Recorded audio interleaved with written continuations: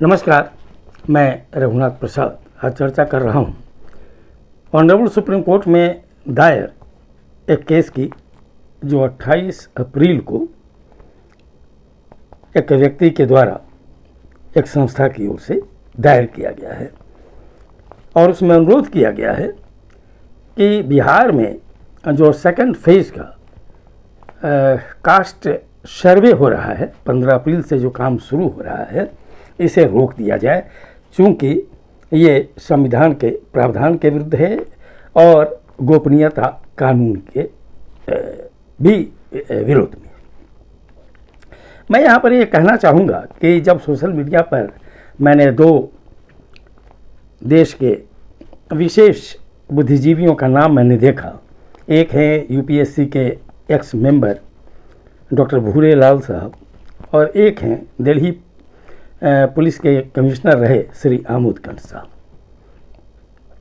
तो मुझे आश्चर्य भी लगा कि कम से कम इन लोगों को कास्ट सर्वे का विरोध नहीं करना चाहिए था। श्री अखिलेश कुमार तो लगातार प्रयास कर रहे हैं। जनवरी में भी उन्होंने ऑनरेबल सुप्रीम कोर्ट में केस दायर किया था, लेकिन ऑनरेबल सुप्रीम कोर्ट ने उन्हें कहा था कि ये पटना हाई कोर्ट में आप जाइए। पटना हाई कोर्ट में जब सुनवाई हुई तो ऑनरेबल कोर्ट ने स्टे लगाने से मना कर दिया और तारीख दी। अभी जो 15 अप्रैल से जब प्रत्येक मेंबर की गणना शुरू हुई तो अगली तारीख दे दी गई 4 मई। बस इसको देखते हुए तुरंत ऑनरेबल सुप्रीम कोर्ट में केस दायर हुआ कि जब स्टे ही हो रहा है, स्टे नहीं हो रहा है और तारीख पर तारीख पड़ रहा है, तब तो काम ही हो जाएगा। इन लोगों की चिंता अकारण है। एक बिहारवासी होने के नाते, एक भारतीय नागरिक होने के नाते मैं स्पष्ट कहना चाहूँगा कि ऐसे महत्वपूर्ण कार्य में जिस तरह के प्रयास किए जा रहे हैं, यह आप देखार हो रहे हैं। आप देखार हो रहे हैं उस बहुसंख्यक जनता से जो अनुसूचित जाति, अनुसूचित जनजाति, अत्यंत पिछड़ा वर्ग और पिछड़ा वर्ग को बिलोंग करती है। 1931 तक सभी जातियों की गणना हुई है, चाहे वो फॉरवर्ड क्लास ही क्यों नहीं रहे हों। तब तो कोई विद्वेष समाज में नहीं पैदा हुआ। फिर देश की आज़ादी के बाद भी हमेशा मांग होती रही, लेकिन पिछड़े वर्ग और उच्च जातियों की गणना नहीं की गई।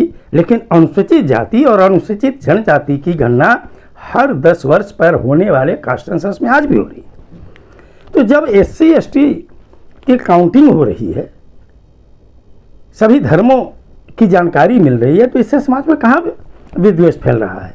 आज तक कहीं पर कोई झंझट हुआ? और मैं यह भी ऐसे लोगों से कहना चाहूँगा कि आपके मन में कुछ और है, आप किसी पूर्वाग्रह से प्रेरित हैं।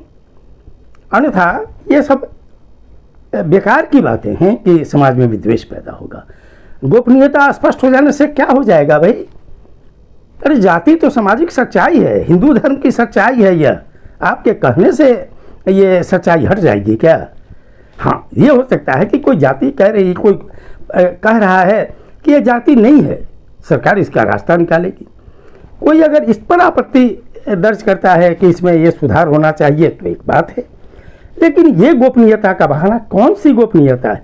इसमें जो 17 फॉर्मेट हैं, एक 18 आधार कार्ड ऑप्शनल जोड़ा गया है, क्या है?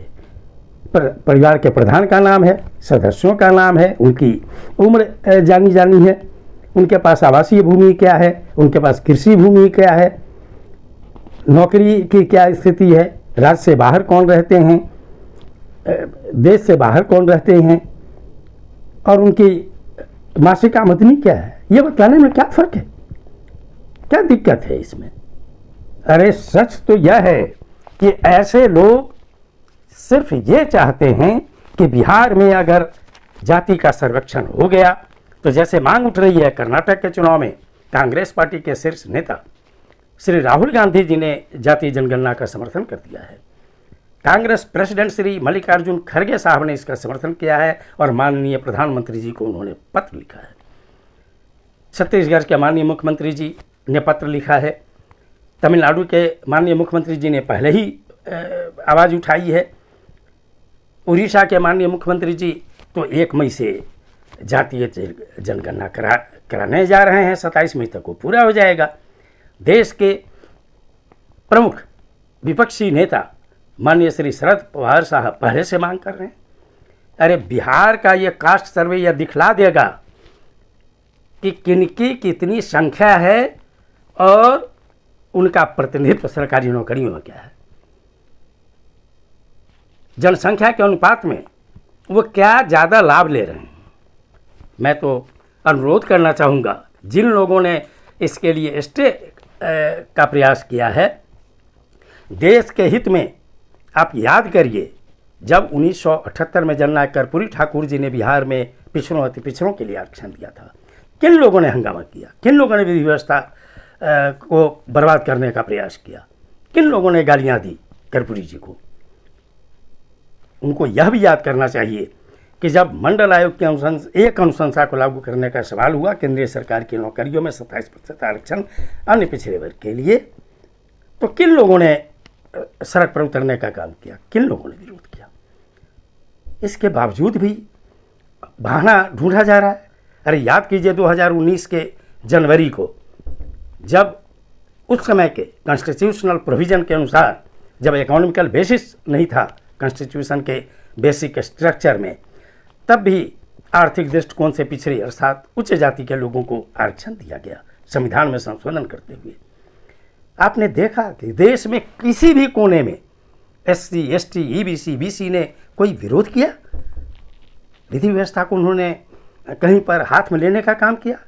SC, ST, EBC, BC जो सोशल जस्टिस का समुदाय है, यह उदार चेहरे वाला है। अगर ये उदार व्यक्तित्व से संबंधित नहीं होता तो हजारों हजार वर्षों तक इस वर्ग को शिक्षा से दूर नहीं रखा जाता, ऐसे वर्गों को अधिकार से वंचित नहीं किया जाता, इन्हें सरकारी सेवाओं में इतना कम प्रतिनिधित्व नहीं मिलता।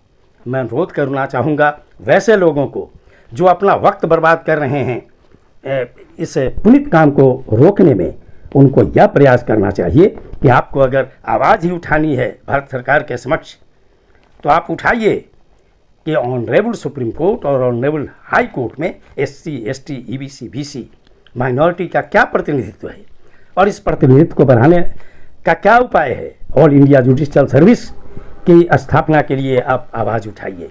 आप आवाज़ उठाइए कि जो सेंट्रल यूनिवर्सिटीज़ हैं या अन्य यूनिवर्सिटीज़ हैं उनमें वाइस चांसलर्स में SC, ST, EBC, BC और माइनॉरिटी का क्या रिप्रेजेंटेशन है, प्रोफेसर एसोसिएट प्रोफेसर में क्या प्रतिनिधित्व है, IIT, एम्स और IIMs जैसी संस्थाओं में फैकल्टीज़ में SC, ST, EBC, BC minority का क्या प्रतिनिधित्व है। आप समाज में शांति बहाल करने के लिए आगे आइए और इस सिद्धांत का समर्थन करिए कि जिनकी जितनी संख्या भारी उनकी उतनी हिस्सेदारी।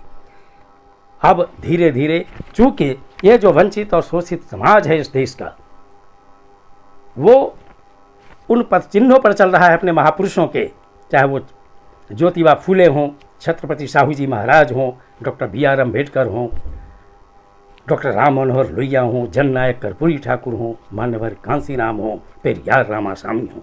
उनके सिद्धांतों पर चलने वाला अब हिंदुस्तान है। जगदेव बाबू हों, पेरियार ललित सिंह यादव हों, रामस्वरूप वर्मा हों। इसीलिए इस पुनीत कार्य को होने देना चाहिए और बिहार ही अलख जगाएगा और पूरे देश में जातिगत जनगणना का रास्ता खुलेगा। और मेरा भारत सरकार से बार बार अनुरोध है कि 2021 की जनगणना में जो अभी तक विलंब हुआ इसमें कॉलम बढ़ाया जाए और सभी जातियों की आर्थिक, सामाजिक, शैक्षणिक प्रतिनिधित्व संबंधी जानकारी हासिल की जाए। ये देश के हित में होगा। ये वीडियो आपको अच्छा लगा हो तो निश्चित तौर पर लाइक करें, शेयर करें।